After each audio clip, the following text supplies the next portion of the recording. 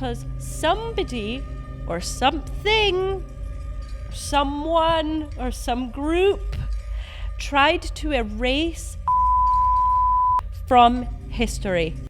Me too.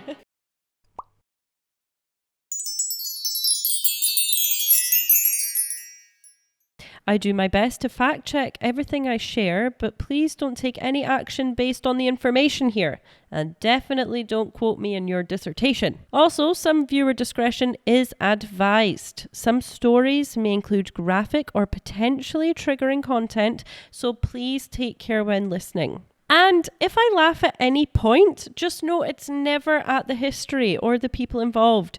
Sometimes I just get a little awkward, or the drama is too wild not to react.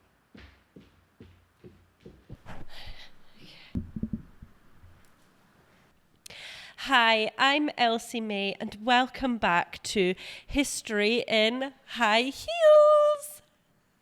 So today we're going to be speaking about ancient Egypt.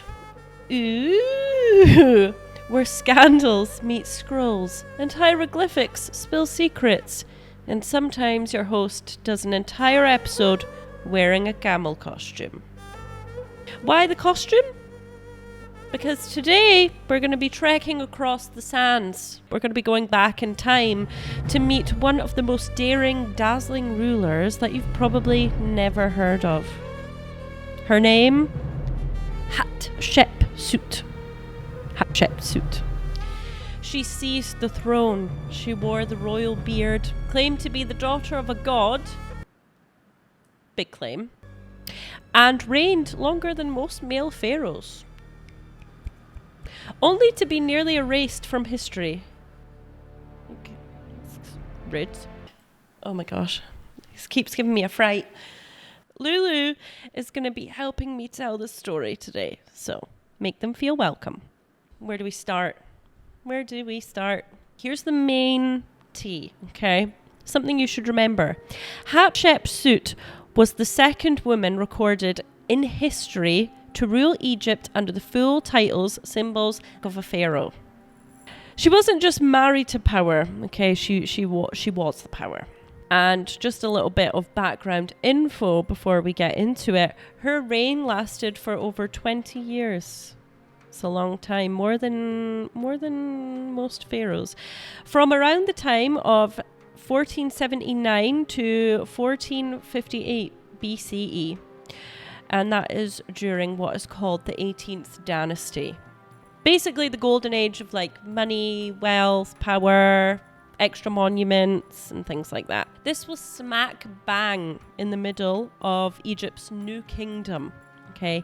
A time when the country had already been united for nearly 1,700 years, because it was split into two at one point, and now they're back together. So yeah, she wasn't just building the foundations, she was on top of the literal empire. So I'll just leave that bit of information with you. Just another bit of historical context so that you can really grasp how old this story is and how ancient we're talking. She lived more than 1,000 years after the Great Pyramids were built. Okay? And she ruled about a century before King Tut, Mr. Tutankhamun. Ring any bells? And a whole 1,400 years before Cleo, Miss Cleopatra. And she always gets the spotlight, by the way. But Hatshepsut walked so Cleo could run. I said it.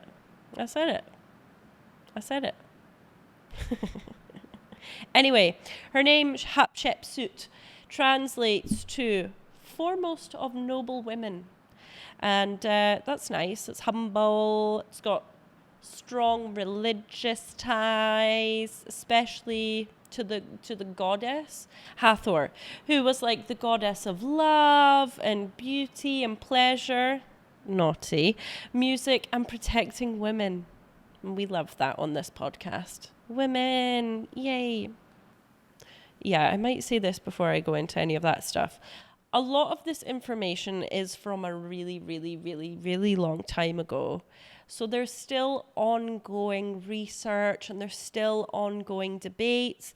So I'm saying this information to the best of what I have researched.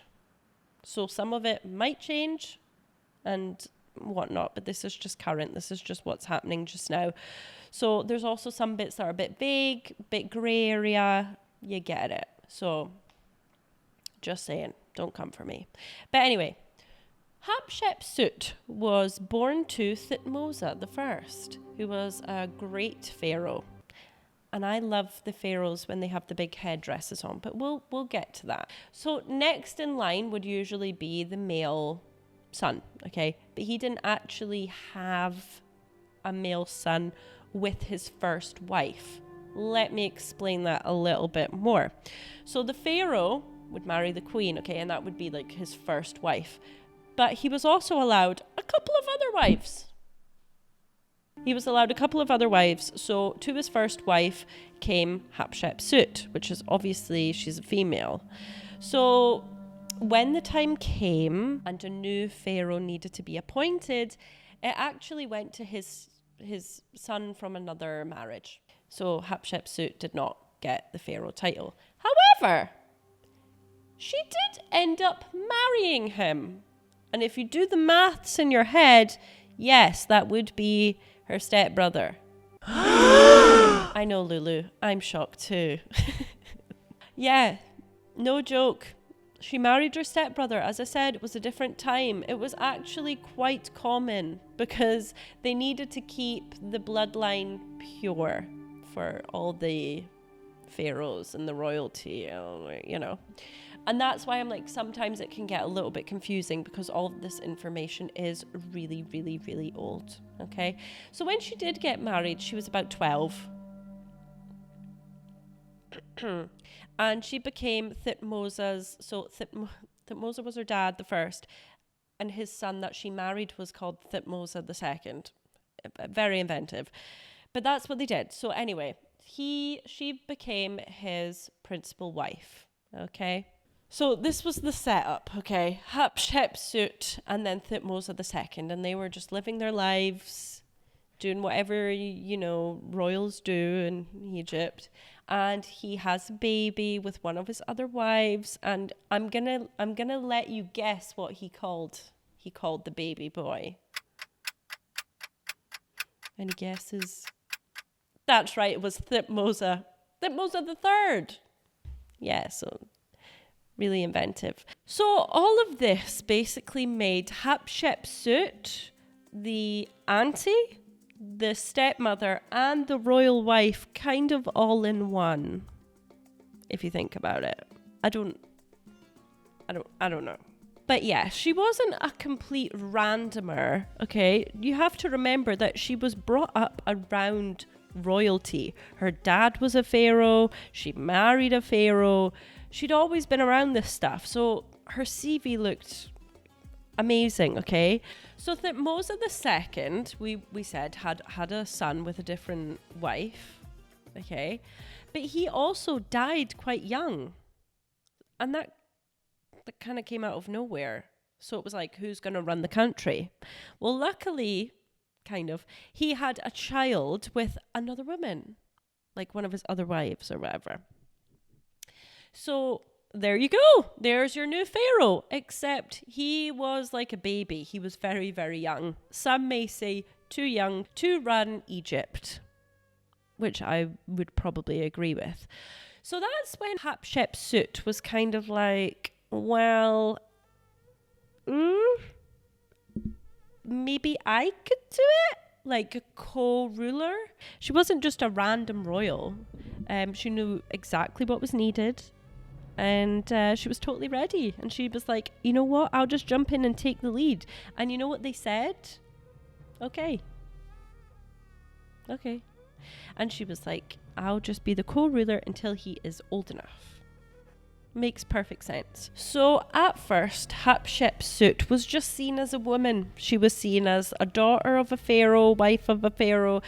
But as she rose to power, her image started to shift.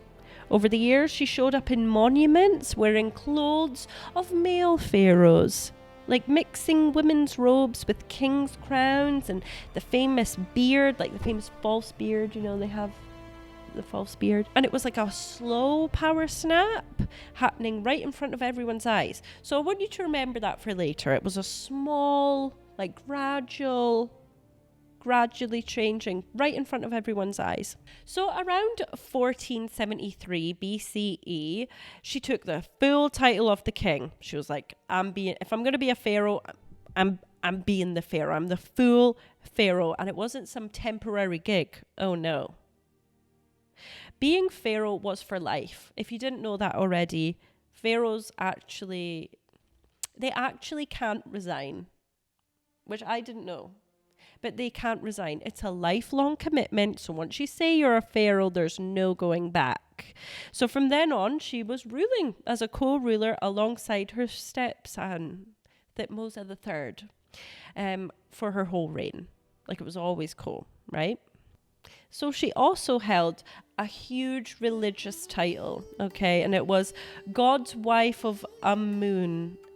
Basically, people believed that she had a direct contact to this god, and they were a creator, and they were actually the king of all the gods. So to be a direct link was quite a big deal. And obviously, they're very religious at the time. So this kind of influenced her spirit across the people. And during her ruling, there isn't any evidence to suggest that she faced any major challenges during her reign. Her stepson, Thutmose III, handled the army, and then she was the boss politically and religiously. It worked quite well. You have to remember they're positive, happy families, okay? Because in the 19th century, 20th century vibes, new people are coming in, discoveries, whatever, sometimes they're pitted against each other when there's actually no evidence to suggest that, and that they were jealous of each other. So they're just rumours, really. And rumours are rude. Don't spread them. So while she was a pharaoh, she got all the accessories. I shouldn't call them accessories, they're royalty. She got all of the pharaoh benefits. Uniform? The glam. Excellent word choice, Matthew. She got all the pharaoh glam. Okay, she got the royal head cloth. She got the cobra for her forehead. Statues of her, so strong, masculine poses. Okay, like the one on one where you bend down on one knee, striding forward. None of the delicate women, female demure stuff that were expected from women back then. Oh no, she posed like a masculine person, which I think is cool because it's like defying all the, I don't want to say stereotypes, but that's kind of what it is. It's like we can do what men can do. We can do it in heels too. Thank you. Women in ancient Egypt could have status, okay, and they could have property, and plenty of mortal women were worshipped as goddesses.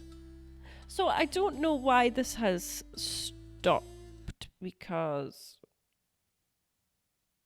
I'm a goddess, but that's fine. But there wasn't really a word for queen as a ruler, because the title was mostly king's wife, which you can probably tell I've got a problem with that, thank you. So yeah, it was, I'm actually glad to hear that the women in ancient Egypt had some status and they could buy property, because that did disappear. You know? Deep thought moment. Like, that is very forward. I mean, it's right. Sometimes they are forward thinking, and I'm forward thinking. And I'm like, where did all that go? Because, like, in Britain, women couldn't vote. Like, this time 100 years ago. So it's like, anyway, I'm off on a tangent. Now I'm going to talk a little bit more about Hatshepsut's reign. Because, like I said before, there's no evidence to suggest that she had any major challenges. It was a very harmonious time she spent with her stepson. You know, he was doing the army thing, she was doing, the political thing, and that's what was happening. When she came to power, Egypt was already quite a rich and powerful empire, like I said, because of the new kingdom and the sides had joined. I've already explained that, so that's fine. However, her reign was iconic. Hatshepsut didn't just hold the power, she made the most of it. Like, when I tell you she made the most of it, she was like, here's my mark. This is, did you see that? Kick my leg out. This is history and this is the mark. She put her mark on history. She was really saying, I was here. Beyonce, I was here. She launched a cultural boom. She had thousands of projects in the works for buildings and statues, and she was turning Egypt into this creative powerhouse. One of her biggest flexes, temples.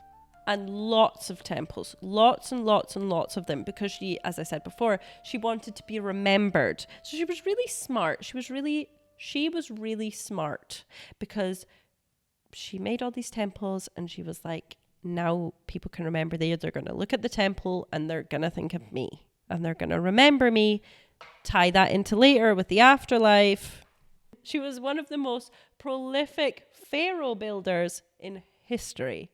Her buildings were so grand and gorgeous, and her style was so bold at the time that later on, other pharaohs tried to take credit for her work. And tried to claim them as their own. No, naughty. In fact, there are so many artifacts still surviving till this day that they're all over the world in museums and things like that. And in fact, if you go into the Met in New York, which I've never been, by the way, but I would like to go now that I know about this, you'll find pieces from Hatshepsut's era. Peak ancient drama. But her reign, it wasn't just about looks. It wasn't just about all the statues and our artifacts today. She revived the economy. I don't take that lightly. Reviving an economy of Egypt. Okay. She sent trips on trade missions, like her very, very famous one to Punt. And this was about, it's said to be like 5 ships worth. And I don't know how they knew that. Like, I don't know how that is a fact, because it was so long ago. Like, how do we know this very specific number of ships that went to Punt? But allegedly they do. So 5 ships went to Punt, and they brought back myrrh, gold, exotic animals, exotic trees. What? Although they sound great, okay, some gold, some exotic animals, plants, they weren't just luxury items. Oh no. Myrrh and frankincense were considered divine. When they burnt incense sticks, it wasn't just for the vibes. It wasn't just to chill out after a stressful day. You know how they're really big on their religion and their gods? Well, it was actually thought that it pleased the gods. So that's a bonus. And it's a signal of spiritual power. She built the temple called Deir el Bahari. And it wasn't just built to impress. It wasn't just built to show off or anything like that. It was to connect legacies. So she deliberately linked her temple to her father's. Thutmose, you remember. Well done. Tying their regions together. And it is debated. I've seen somewhere that it says yes. I've seen somewhere that said no. And it was alleged that she moved her father's body after he passed away eventually to another one, so they could be closer together. Aww. So it was a power move and a sentimental one, because it showed that she saw herself not just as a ruler, but as a continuation of her father's loyal legacy. What do you think about that, Lulu? Oh, should not have touched that. Anyway, so let's talk about this temple, will we? It was enormous. It was huge, and it was about the length of 2 football fields. Actually think about that. Don't just listen to my words. Actually visualize how big that temple is. And it was carved into the cliff, and it was that level of iconic that other pharaohs decided that they wanted their temples built nearby, and therefore giving you the Valley of the Kings. Wow. I also found out this really interesting fact that her temple was covered in, was filled with sphinxes. So that is the head of the pharaoh and then the body of a lion.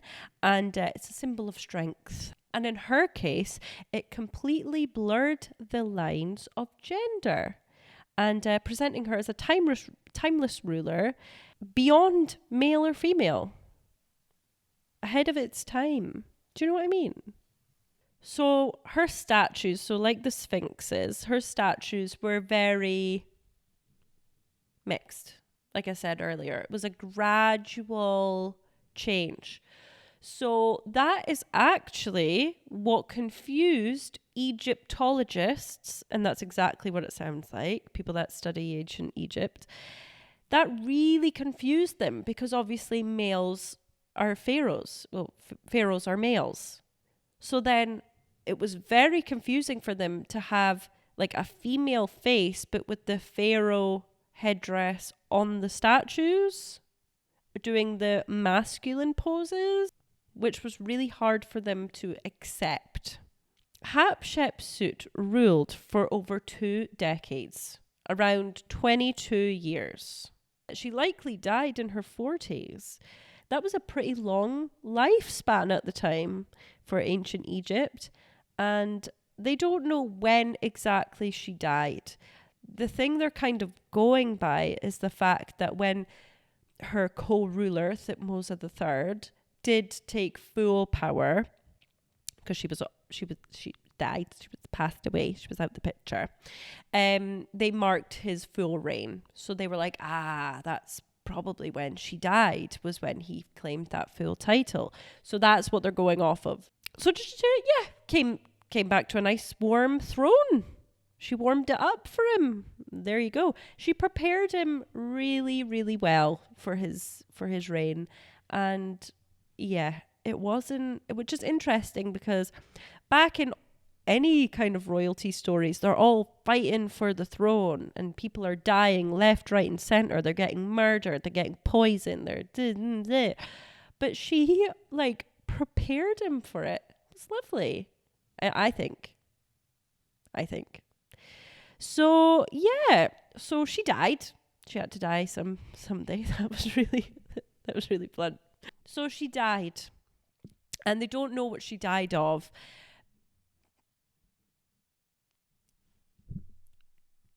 So obviously then comes the mummification process, which I actually might do an episode on, because I find it very interesting.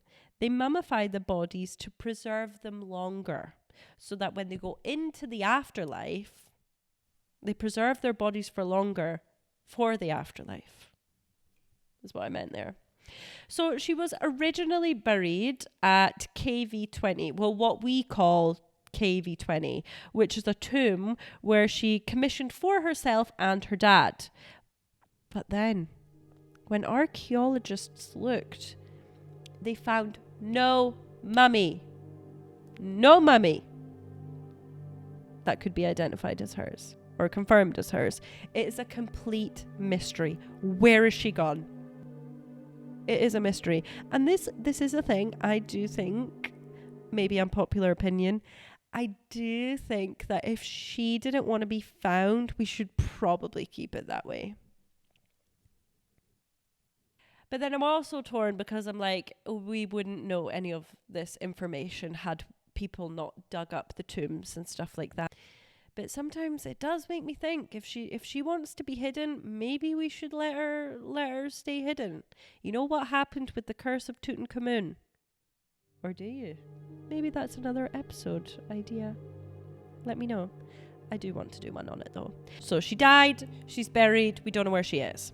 So fast forward to 1902, and this archaeologist, Howard Carter, was the one that found Tutankhamun's tomb. Okay, that's maybe, if you've heard his name, that is probably where it's from. He discovered KV60, and he discovered 2 mummified females. And one of them was Hatshepsut's nurse, and the other was unknown. So it was a potential.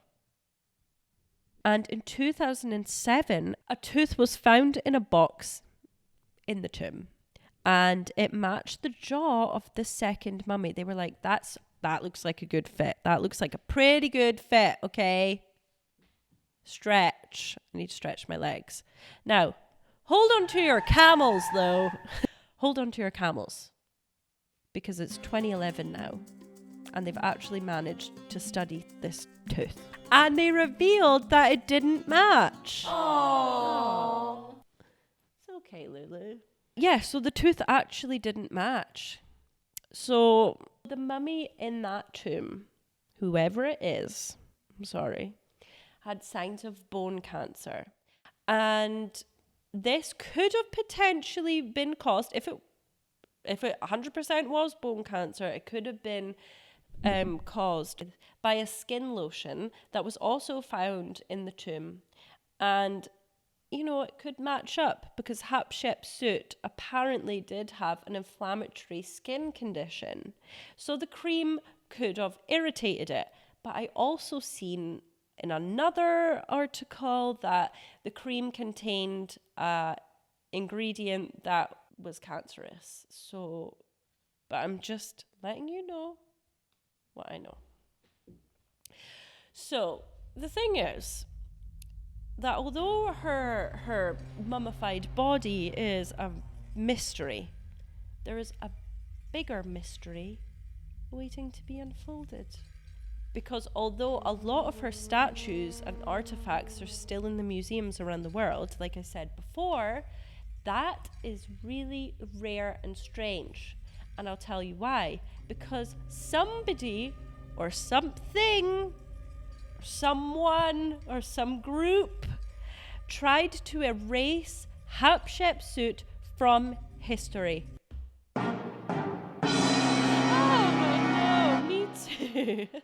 Me too, Lulu. I know. And that is a huge shock. She was a pharaoh for more than 20 years. She had one of the longest reigns. Okay, like why is she just vanished from history? She wasn't even on the list of kings, which is apparently a thing that they have. She wasn't on it. And official records just skip right over the top of her. Her name and her images were chiseled off. People chiseled. Do you know how much effort a chisel is? When I was in technical studies in S1 and 2, we had to chisel. And it's not easy. I don't know if other places call it techie. There's some slang for you. Anyway, chiseled off monuments, okay? Many of her statues were destroyed or reassigned to later pharaohs. Somebody's taken credit for her work. They've chiseled her off. What's going on? Her public inscriptions were scratched out and then reworked to credit either Thutmose the First, Second, or Third. So, why? And a lot of the rumors, like I said earlier, some of the rumors were that Thutmose II, or was it the third? The stepson, Thutmose III, Thutmose II? That's her dad, that's her husband, that's the son. A lot of the rumours were that Thutmose III, the stepson, was jealous of her and tried to erase her image from history. But like I said earlier, allegedly that's just rumours. There's no evidence. Apparently they got on swimmingly down the Nile. So yeah, where, why, who, where, why, who? In the 1920s, an archaeologist called Herbert Winlock discovered a pit full of shattered statues. And when I tell you, in the documentary that I watched, it was like the heads of the statues were cut off. Like it cut off. And the cobras, the cobra that goes at the front, that is a symbol of royalty. That hacked away. Like this felt personal. Like it feels personal. Even the images of her worshipping the gods were scratched away. So yes, this was deliberate. It was vicious. And it was a personal attack on her afterlife. So in ancient Egypt, there was a whole thing with the afterlife as well. Because having monuments and people remembering you enabled you to live on in the afterlife, is what I gathered. I might not be 100% correct in that, so don't quote me, but it's like when you're remembered, you're living in the afterlife. And that's why the monuments and all these buildings were super important and smart, so that they could always be remembered, so that they could always live in the afterlife. You catch the drift. That was really smart. And that's why the tombs and the inscriptions and the statues were so important, because they kept the person known, and then therefore they kept them alive. So that's why else Hatshepsut nearly being erased from history is so incredibly wild, because it was like a direct attack on her afterlife, soul's afterlife. She wasn't on the planet anymore. It was her soul's afterlife. Like somebody was really getting her in the afterlife. And all that erasing drew attention to her story later on. So now we do remember her, so hopefully she's fine, living on. Imagine somebody hating you that much that they're mugging you off when you're dead. I watch a lot of true crime. It has to have been somebody that knows her personally. Because who did it? Where is she? Is she even there? Is she even anywhere?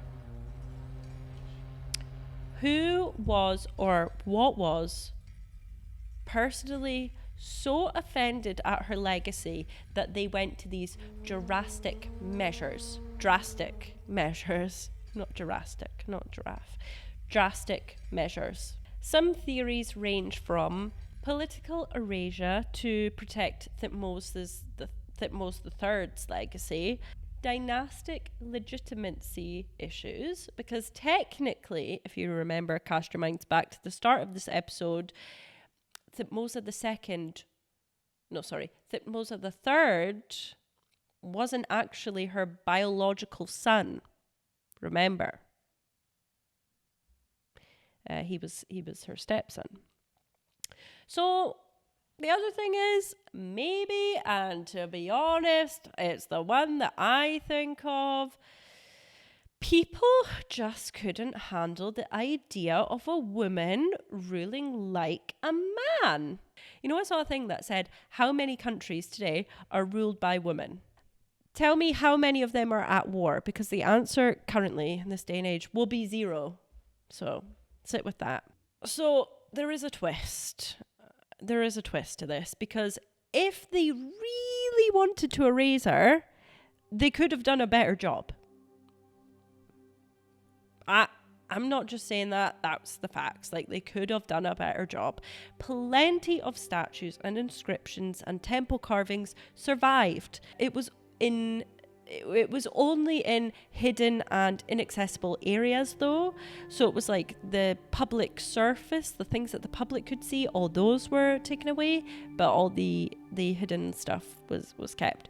Like the inner sanctuaries and the storage pits and things like that. It was half-hearted. They did a half-assed job of erasing her from history. There, I said it. Although the state cult of the pharaoh meant that worshippers would continue to worship pharaohs after their death, it's still unclear if Hatshepsut's cult continued. Her mortuary temple, though, that was bold, enormous, and iconic, and it still stands. So she's going strong.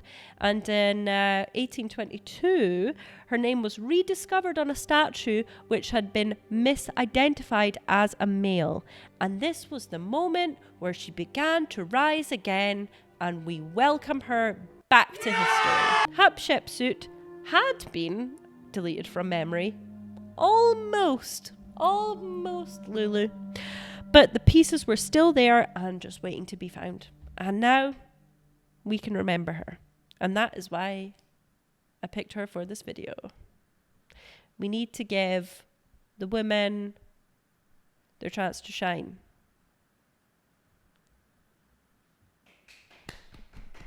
So here's the bit that's kind of funny. Well, it's not kind of funny, actually. It's just quite ironic, I think, that the thing that tried to erase her from memory and erase her from history actually kind of preserved her even better, like even more clearly, like helped her make her mark. It worked. It backfired on them, if you will. Hatshepsut reminds us that history isn't just facts and timelines. It's ego, drama, revenge, and resilience. Most of all, resilience. She defied the rules. She played the games like a, I don't want to swear, like a chap, like a master. And even when she was erased, her legacy endured. There was no way of getting rid of her. She was like, I was here, I was always here, look out for me. So you might not see her in your school books. And that's okay, because you will hear her name here. Yes, I will say her name. Well, thank you so much for joining me today on this dusty, dramatic ride. If you loved today's story, subscribe. Please leave me a review. I release new episodes every week, so follow me on all of the platforms. Behind the scenes chaos and camel selfies. And until then, remember, history is written bold and occasionally read by sweaty women in camel suits. Okay, thanks. Bye. See ya.